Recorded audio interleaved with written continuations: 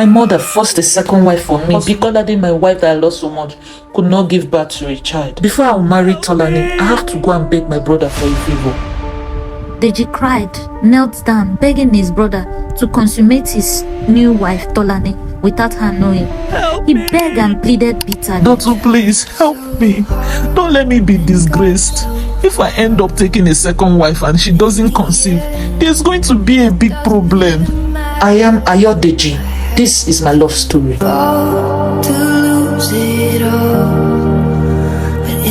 After so much plea, Dotun agreed to help his brother Deji. They all came back for the wedding ceremony together. It was a very big celebration. After the wedding ceremony was over, Dotun did not travel back immediately, according to their plan. At night, as the new wife Tolani was fast asleep, Deji left the room and Dotun came in and consummated his brother's wife. While this was happening, Deji was crying bitterly in the sitting room, regretting his life. After that night, Dotun left the next morning. It doesn't even matter. And Tolani never knew what happened. In a few months' time, Tolani found out she was pregnant for her husband. Tolani was so happy and she said, "Oops, finally, I'm going to give my husband a hair. This is what my senior wife couldn't give him.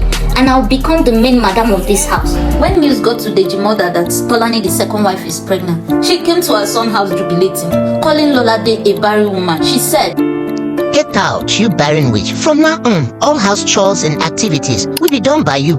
Tolani, my daughter-in-law, will not raise a pin or do anything in this house. You must attend to all her needs from henceforth." Lolade, on hearing this, ran inside and locked herself. She cried and said, "Oh, after all I did to get pregnant, nothing worked. The doctor even certified me fertile and ready to conceive.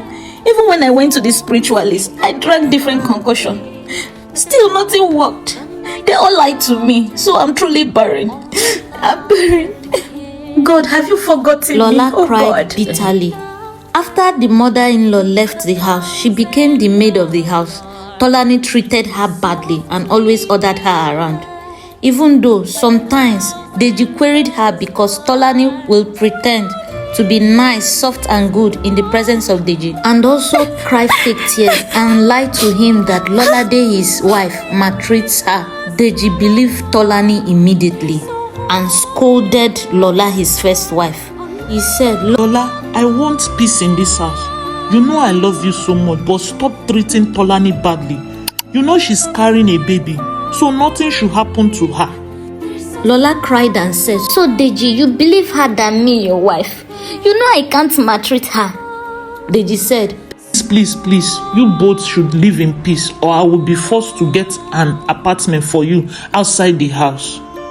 I would have done that for Tolani, but she's pregnant. I can't let her stay out of this house, so nothing goes wrong with her." Lola said, "No problem.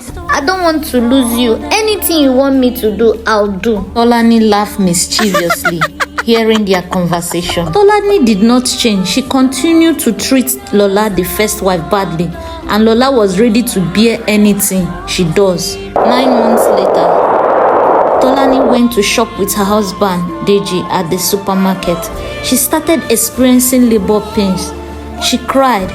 Deji quickly drove down to their family hospital and called Lolade on phone to bring the already packed baby's luggage in his room. As Lolade was searching the wardrobe for the particular bag, she saw a file and she was curious to read it when she saw her husband's name, Ayodeji Bankole, on it. She opened it and saw his infertility test results.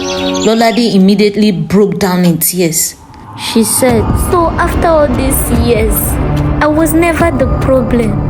But if truly my husband Ayodeji is infertile, who then is the owner of Tolani's pregnancy?" Paused and continued with the search for the bag with the baby items in it. Immediately she saw the bag with the baby item. She quickly drove to the hospital and handed Deji the bag. Tears welled up her eyes. Deji went to her and asked, "Woman, what is it again? What is wrong?" and she threw the test result at him and said, "Explain to me, Deji, the meaning of this. So you mean all these years that I was just suffering, going for one solution to another. You watched me. Your mom disgraced me and called me barren so many times. You allowed it. Tolani, your second wife, treated me badly, and you always believe her. And you even threatened me that loved you so much, that you want to rent another apartment for me outside if I don't treat her well. I was a maid because of love, because I thought I was the barren one.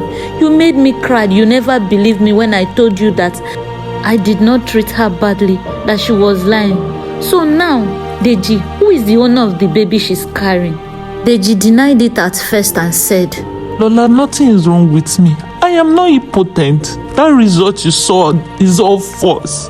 Please believe me. Where did you even see this result? Lola replied, okay, since you choose to deny it and we're already in the hospital, let's do a DNA test for the child after she has given birth. But for now, let's go and do a fertility test. Okay, wait. I will tell you everything. And Deji narrated everything that has happened to him. He has been told for a very long time that he cannot father a child, but he doesn't know how to tell her because he doesn't want to lose her. But Deji, if I have never come across this test result, I would have been in denial for the rest of my life.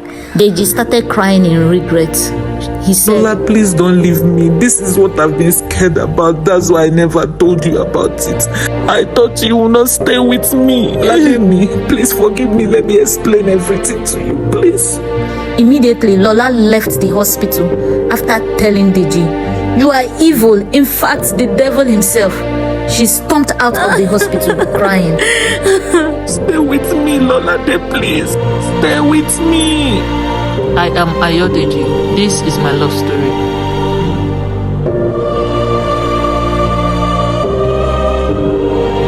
If he had even told his family, especially his mom, I'm sure the mother wouldn't have treated the wife badly, calling her barren, when she knows that the son is the one with the problem.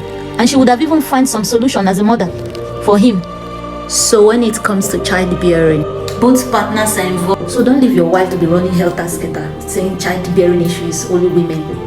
Because sometimes the man might be the problem and he won't know. You can be at fault, and she also can be the fault. And it can even be a little issue that can be corrected medically without them knowing. This is based on a true life story, so go and watch episode 1 of Stay With Me on my page to understand better. Like this video, follow my page, and comment your thoughts below. If you have seen something similar or you've gone through something similar, share with us. Thank you and I appreciate it. It's your favorite girl, Adora's Diary.